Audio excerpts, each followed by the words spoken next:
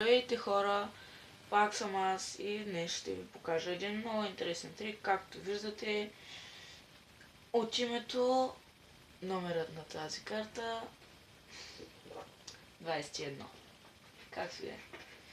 Така, сега, първоначално трябва да изтеглите 21 карти. 6, 9, 12, 15, 18, 21. Абсолютно никакво значение няма. Ето, без да гледам най-горната карта, ще правя розетка. Най-долната, извинете. Не, че се получи, както и да е. И почвате да нареждате. Знаете ли? Всъщност, някои зрители, когато си изберат карта, искат да я сложат някъде си из тестето. Този трик е идеален за това. Осмица с пътия. Хоп, някъде си. Абсолютно не знаем къде. Глупости правя, съжалявам.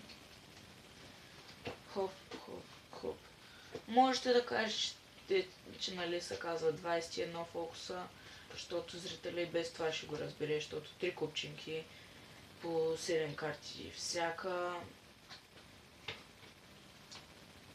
Сам ще се усети. Да не помисля, че нещо е нарочно.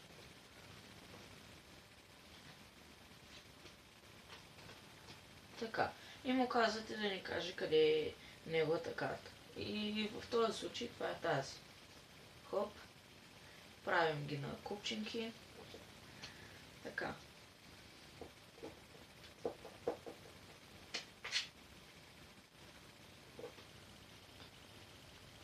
И сега пак. 3 пъти се прави това.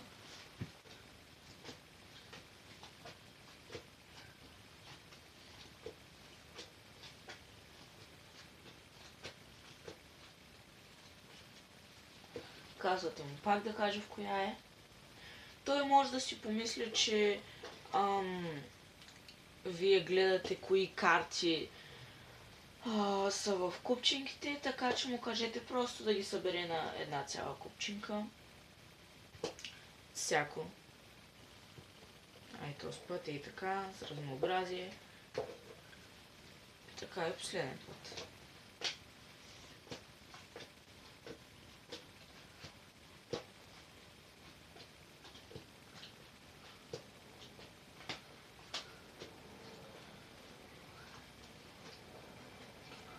Така.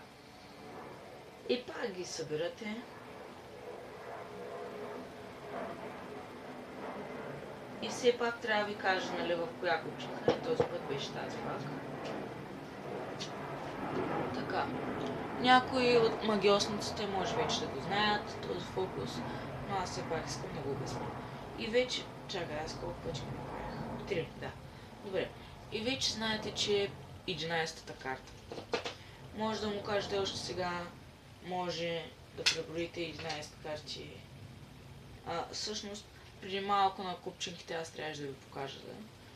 Но не го направих. Ще се опитам да ги изкарам. 1, 2, 3, 4, 5, 6, 7. 1, 2, 3, 5, 6, 7. 1, 2, 3, 4, 5, 6, 7. Така. Както бяха картите. Тук са в колонката, в която е третия път, картата винаги се пада четвърта. Или другата възможност, по която да му изкарате коя е картата, е тази. Нали, обръщате и почвате и така, по някакъв си начин, да опипвате карти. Нали, уж да сензор. Но всъщност броите 11 карти. 3, 4, 5, 6, 7, 8, 9, 10 и 11-та на зрителя. Всъщност аз тук открих 9, 10-та и 11-та. Благодаря за гледането. И до скоро виждане!